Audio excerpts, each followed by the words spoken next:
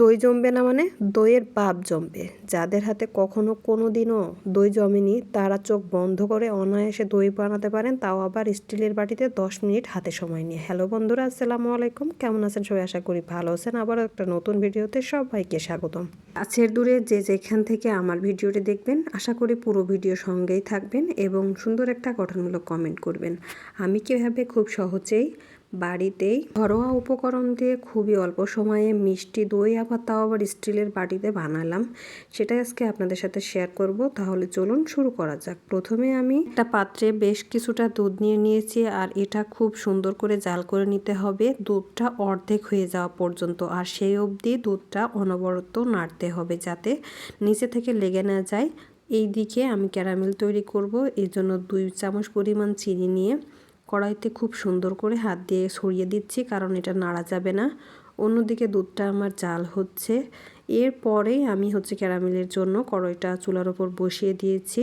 আর ভালো করে লক্ষ্য করুন, আমি কোনোভাবেই কোনো চামচ ব্যবহার করিনি বা হাত দেইনি।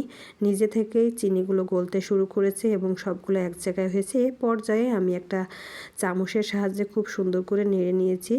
খুব বেশি পোড়ানোর দরকার নেই। এই পর্যায়ে সামান্য একটু পানি দিয়ে নিয়েছি, কারণ বেশি পুড়ে গেলে ওইটা খেতে তিতো লাগবে। আর এই পর্যায়ে একটু জমাট বাঁধা হবে, টেনশন করার কোনো কারণ নেই, অনবরত নাড়লে ঠিক হয়ে যাবে। এই দিকে আমি দইয়ের বীজ নিয়ে নিয়েছি কিছুটা পরিমাণ, আর অনবরত এটা একটু ফেটিয়ে নিচ্ছি যাতে এর ভিতরে কোনো দলা না থাকে। খুব সুন্দর করে ফেটালে দইয়ের সাথে খুব সুন্দরভাবে মিক্সড হয়ে যাবে।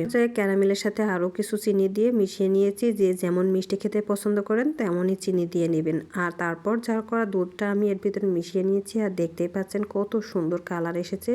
সব কিছু ভালোভাবে মিশিয়ে নিয়েছি। এদিকে দইটাও আমার ফেটানো হয়ে গেছে, আর এগুলো আমি দইয়ের সাথে এখন মিশিয়ে নেব। আঙুল চুবিয়ে দেখে নেবেন গরম সহ্য হয় এমন উষ্ণ গরম অবস্থায় টক দইটা এর ভিতরে সুন্দরভাবে মিশিয়ে নিতে হবে, তাহলে দইটা খুব সুন্দরভাবে জমবে। আর এরপর ভালো করে এগুলো খুব সুন্দর করে মিক্সড করতে হবে। এইদিকে আমি 2টা স্টিলের বাটি নিয়েছি, আর এই বাটি 2টাতেই আমি আজকে দই জমাবো, তাও আবার মাত্র 10 মিনিট সময় হাতে নিয়ে। আর দইয়ের বীজগুলো আমি এখন বাটিতে সমপরিমাণ করে সুন্দর করে 2 দিকে দিয়ে দিচ্ছি। আর এটা হালকা গরম ছিল, সেটা আপনারা দেখেই বুঝতে পারছেন, কিন্তু এতটাও গরম না যেটাতে হাত আমার সহ্য হয়, অতটা গরম ছিল। তো আমার গরমে রাখা বা 12 ঘন্টা অপেক্ষা করার মতো সময় বা ধৈর্য ছিল না। এই জন্য একটা চুলাতে কিছুটা পানি, 2টা স্ট্যান্ড দিয়ে একটা পাত্রে বাটি 2টা বসিয়ে একটা ঢাকনাতে 10 মিনিট জাল করে নিয়েছিলাম। আর এর মধ্যেই রেডি হয়ে গেছিলো একদম পারফেক্ট দই আমার। আর সেটা দেখতে পাচ্ছেন কতটা পারফেক্ট হয়েছে। আর আপনারাও বাসায় অবশ্যই এভাবে ট্রাই করবেন। আর আজকে দইয়ের রেসিপি কেমন হলো জানাবেন অবশ্যই। আজকের মতো টাটা, বাই বাই, আল্লাহ হাফিজ, আসসালামু আলাইকুম সবাইকে।